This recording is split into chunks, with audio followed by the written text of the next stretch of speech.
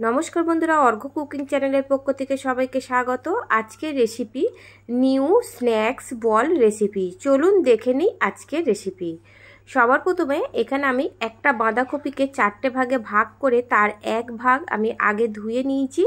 आगे अवश्य बंधुरा धुए नेबेन। धुए निয়ে तारपरे एखाने आमी एकटा ग्रेटार निয়েছি। ग्रेटार दिए एटाके ग्रेट करे नेब।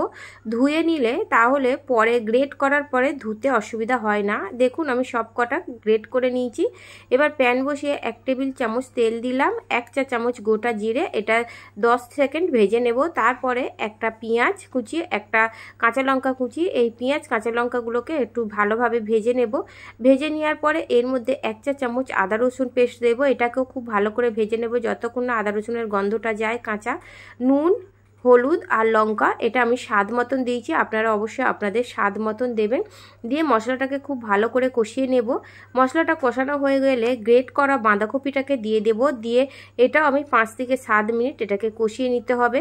খুব ভালো করে কষিয়ে নিলে এটা কিন্তু খেতে খুবই ভালো হয়। একটা সিদ্ধ আলু নিয়ে নিয়েছি, আলুটাকে হাতের সাহায্যে চেপে আমি বাঁধাকপির মধ্যে দিয়ে আবারও একটা স্প্যাচুলারের সাহায্যে চেপে চেপে আলুটা আর বাঁধাকপিটাকে দুটো একসাথে খুব ভালো করে তৈরি করে নিয়েছি। এর মধ্যে 1 চা চামচ গরম মশলা দিলাম। এখানে একটা বাটি, এবার ওটা আমি ঠান্ডা করে নেব। এখানে একটা বাটি নিয়েছি, বাটির মধ্যে এক চামচ ময়দা দিলাম, সামান্য পরিমাণে লবণ দিলাম আর দেব 1 কাপের মতন জল। জল দিয়ে এটা একটা ঘন ব্যাটার তৈরি করে নেব। দেখুন ঠিক ঘনত্বটা এই রকমই হবে। এবারে এটা আমি ঠান্ডা করে নেওয়ার পরে হাতে করে ছোট ছোট বল তৈরি করে নেব। খুব সহজে কিন্তু এটা হয়ে যায়। দেখুন বল তৈরি করতে খুব একটা বেশি সময় লাগে না। আর এটা অবশ্যই বন্ধুরা ঠান্ডা করে নেবেন। ঠান্ডা করে নিয়ে বলটা তৈরি করে নেবেন। দেখুন এখানে আমি সবকটা বল তৈরি করে নিয়েছি। এবারে নিয়েছি যে ব্যাটারটা তৈরি করেছিলাম আর একটা প্লেটে ব্রেড ক্রাম্ব নিয়ে নিয়েছি।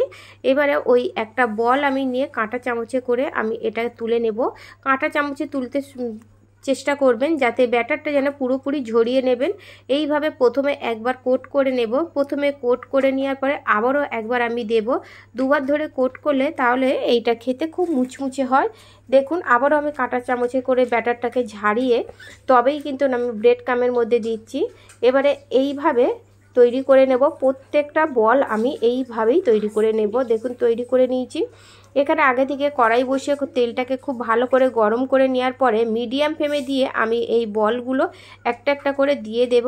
এইভাবে দিতে দিতেই দেখবেন 1 মিনিট পর অপর দিকটা কতটা সুন্দর লাল হয়ে আসছে। অপর দিকটাকে উল্টে দিতে হবে। এটা খুব বেশি ভাজার সময় লাগে না, যেহেতু বাঁধাকপিটা তরকারি করাই আছে।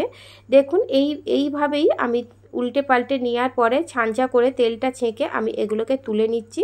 তৈরি হয়ে গেছে। আমি এখানে একটা প্লেট নিয়ে নিয়েছি। প্লেটের মধ্যে আমি স্ন্যাক্স রেসিপিটা দিয়ে দিচ্ছি। দেখুন কতটা সুন্দর হয়েছে, এটা খেতে অসাধারণ লাগে। এইভাবে বন্ধুরা দেখুন আমি প্রত্যেকটা বল সাজিয়ে নিয়েছি। তৈরি হয়ে গেছে আমার আজকের রেসিপি। আমার রেসিপিটা যদি বন্ধুরা ভালো লেগে থাকে অবশ্যই লাইক দেবেন আর বাড়িতে অবশ্যই তৈরি করবেন। তৈরি করার পরে রেসিপিটা কেমন হলো আমাকে কমেন্টের মাধ্যমে জানাবেন। আমার চ্যানেলের নতুন বন্ধু হয়ে থাকলে অবশ্যই চ্যানেলটিকে সাবস্ক্রাইব করবেন আর এইভাবে নিত্য নতুন রেসিপি পাওয়ার জন্য আমার পাশে থাকবেন। ভালো থাকবেন, সুস্থ থাকবেন।